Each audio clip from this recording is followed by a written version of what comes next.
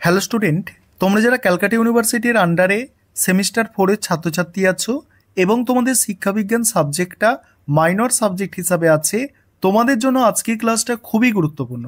আজকের ক্লাসে তোমাদের ইউনিট 1 থেকে একটি গুরুত্বপূর্ণ 10 নম্বরের প্রশ্নের উত্তর নিয়ে আলোচনা করব। প্রশ্নটা আছে শিখনের সংজ্ঞা আর বৈশিষ্ট্য লেখো। দেখো কিভাবে প্রশ্নের উত্তর ভালো করে গুছিয়ে লেখা যায়, তোমরা এই প্রশ্নের উত্তরটা দেখলে বুঝতে পারবে। যে অনেকে বলে যে আমরা পরীক্ষায় লিখে এসেছি কিন্তু নম্বর কম হচ্ছে, নম্বর ভালো পাচ্ছি না, তার কারণটা বুঝতে পারবে। প্রশ্নের উত্তরটা দেখো কিভাবে প্রশ্নের উত্তরটাকে তোমাকে করতে হবে তৈরি, দেখে নাও। প্রথমেই একটা ইন্ট্রোডাকশন অর্থাৎ ভূমিকা, সেখানে কি লিখবে দেখো। শিখন মানব জীবনের এক অপরিহার্য প্রক্রিয়া। জন্ম থেকে মৃত্যু পর্যন্ত মানুষ প্রতিনিয়ত বিভিন্ন অভিজ্ঞতা অর্জন করে এবং সেই অভিজ্ঞতা থেকে শেখে। এই শিখন প্রক্রিয়ায় ব্যক্তিকে পরিবেশের সঙ্গে মানিয়ে নিতে, নতুন অভিজ্ঞতা অর্জন করতে এবং আচরণের পরিবর্তন আনতে সাহায্য করে। শিক্ষা মনোবিজ্ঞানের একটি গুরুত্বপূর্ণ বিষয় হিসাবে শিখনের ধারণাটি অত্যন্ত তাৎপর্যপূর্ণ। এইভাবে তোমাকে একটি ইন্ট্রোডাকশন অর্থাৎ ভূমিকা লিখতে হবে। তারপরেই শিখনের সংজ্ঞা। শিখনের একটা সাধারণ সংজ্ঞা দেওয়া আছে। দেখো, শিখন একটি গতিশীল নিরন্তর প্রক্রিয়া যার মাধ্যমে ব্যক্তির আচরণের স্থায়ী বা প্রায় স্থায়ী পরিবর্তন আসে। এই পরিবর্তন সাধারণত অভিজ্ঞতা, অনুশীলন, প্রশিক্ষণের ফলস্বরূপ ঘটে। বিভিন্ন শিক্ষাবিদ এবং মনোবিজ্ঞানী শিখনকে ভিন্ন ভিন্ন দৃষ্টিকোণ থেকে সংজ্ঞায়িত করেছেন। নিচে 3জন শিক্ষাবিদের সংজ্ঞা তুলে ধরা হলো। এবার এখানে আমরা একটা সাধারণ সংজ্ঞা দিলাম, এবার 3জন শিক্ষাবিদের সংজ্ঞা দিতে হবে, ঠিক আছে। এইভাবে নোটসকে গুছিয়ে লিখতে হবে, ঠিক আছে। কারণ পরীক্ষক যিনি খাতা দেখছেন সে কিন্তু তোমাকে চেনে না, তিনি তোমার লেখা দেখেই বিচার করবে যে তার এই সাবজেক্ট সম্পর্কে কতটা নলেজ আছে এবং তাকে কতটা নম্বর দেয়া দরকার। দেখো স্কিনার কি বলছেন। স্কিনার বলছেন শিখন হলো নতুন আচরণ অর্জন এবং পুরাতন আচরণ বর্জনের প্রক্রিয়া। নেক্সট ক্রো কি বলছেন। শিখন হলো অভ্যাস, জ্ঞান ও মনোভাব অর্জন করা, এর দ্বারা ব্যক্তি নতুন পরিস্থিতিতে নতুন আচরণ করতে পারে।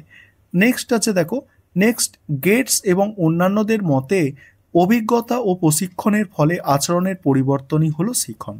এই সংজ্ঞাগুলি বিশ্লেষণ করলে দেখা যায় শিখন মূলত অভিজ্ঞতা অনুশীলনের মাধ্যমে ব্যক্তির আচরণের তুলনামূলকভাবে স্থায়ী পরিবর্তন ঘটিয়ে থাকে। এবার শিখনের বৈশিষ্ট্যগুলি আলোচনা করব। তার আগে যে বিষয়টা বলার আছে, তোমাদের জন্য অনলাইন কোচিং ক্লাস চলছে। তোমরা যদি কেউ পেড ব্যাচে অ্যাডমিশন নিতে ইচ্ছুক থাকো তাহলে নিচে যে নম্বরটা দেখতে পাচ্ছ এই নম্বরে যোগাযোগ করে পেড ব্যাচে অ্যাডমিশন নিতে পারো। অলরেডি বহু ছাত্রছাত্রী অ্যাডমিশন নিয়েছে। এবারে বৈশিষ্ট্যগুলো তোমরা এক এক করে দেখে নাও। এখানে বলা হচ্ছে আচরণের পরিবর্তন। শিখনের প্রধান বৈশিষ্ট্য হলো আচরণের পরিবর্তন। এই পরিবর্তন ইতিবাচক বা নেতিবাচক উভয়ই হতে পারে। শিখন ব্যক্তির কর্মক্ষমতা ও উপলব্ধিকে প্রভাবিত করে। দ্বিতীয় আছে দেখো অভিজ্ঞতা ও অনুশীলনের ফল। শিখন কোনো স্বতঃস্ফূর্ত প্রক্রিয়া নয়, এটি মূলত পূর্ব অভিজ্ঞতা, নতুন পরিস্থিতির সঙ্গে মিথস্ক্রিয়া এবং নিয়মিত অনুশীলনের মাধ্যমেই অর্জিত হয়। 3 নম্বর উদ্দেশ্যমুখী প্রক্রিয়া। শিখন সাধারণত কোনো নির্দিষ্ট লক্ষ্য বা উদ্দেশ্যের দ্বারা পরিচালিত হয়। ব্যক্তি যখন কোনো প্রয়োজন অনুভব করে বা কোনো সমস্যা সমাধানের চেষ্টা করে তখনই শিখনের প্রয়োজনীয়তা দেখা দেয়।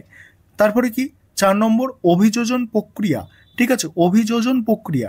শিখন ব্যক্তিকে পরিবেশের সঙ্গে মানিয়ে নিতে সাহায্য করে। নতুন পরিস্থিতি ও চ্যালেঞ্জের সম্মুখীন হলে ব্যক্তি তার পূর্ব অর্জিত শিখনকে কাজে লাগিয়ে পরিবেশের সঙ্গে সার্থকভাবে অভিযোজিত হয়। নেক্সট কি আছে 5 নম্বর পয়েন্ট, সারা জীবন ব্যাপী প্রক্রিয়া অর্থাৎ লাইফ লং প্রসেস।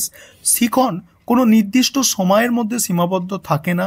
জন্ম থেকে মৃত্যু পর্যন্ত মানুষ প্রতিনিয়ত নতুন কিছু শেখে এবং তার পূর্বের শিখনকে উন্নত করে। পরের পয়েন্ট হচ্ছে দেখো স্থানান্তরযোগ্য। এখানে কি বলা হচ্ছে, এটি একটি নির্দিষ্ট পরিস্থিতিতে অর্জিত শিখন অন্য কোনো পরিস্থিতিতে প্রয়োগ করা যেতে পারে। আর এটিকে শিখনের স্থানান্তর বলা হয়, যা ইতিবাচক বা নেতিবাচক হতে পারে। নতুন কৌশল অর্জন। ঠিক আছে, এখানে কি বলা হচ্ছে দেখো, শিখনের মাধ্যমে ব্যক্তি নতুন জ্ঞান, দক্ষতা, অভ্যাস এবং মনোভাব অর্জন করে, যা তাকে জীবনের সাফল্য লাভে সহায়তা করে। এবারে উপসংহারে কি বলবে দেখো, উপসংহার আছে, পরিশেষে বলা যায় শিখন একটি জটিল, ধারাবাহিক এবং উদ্দেশ্য প্রণোদিত প্রক্রিয়া, যা ব্যক্তির সর্বাঙ্গীন বিকাশের মুখ্য ভূমিকা পালন করে। আচরণের পরিবর্তন থেকে শুরু করে পরিবেশের সঙ্গে অভিযোজন পর্যন্ত শিখনের প্রতিটি বৈশিষ্ট্যই মানব অস্তিত্বের জন্য অপরিহার্য। শিক্ষাক্ষেত্রে শিখনের এই বৈশিষ্ট্যগুলি অনুধাবন করা শিক্ষক এবং শিক্ষার্থী উভয়ের জন্যই গুরুত্বপূর্ণ, কারণ এটি শিক্ষাদান ও শিখন প্রক্রিয়াকে আরও কার্যকর করে তোলে। এই ছিল তোমাদের একটি গুরুত্বপূর্ণ প্রশ্নের উত্তর।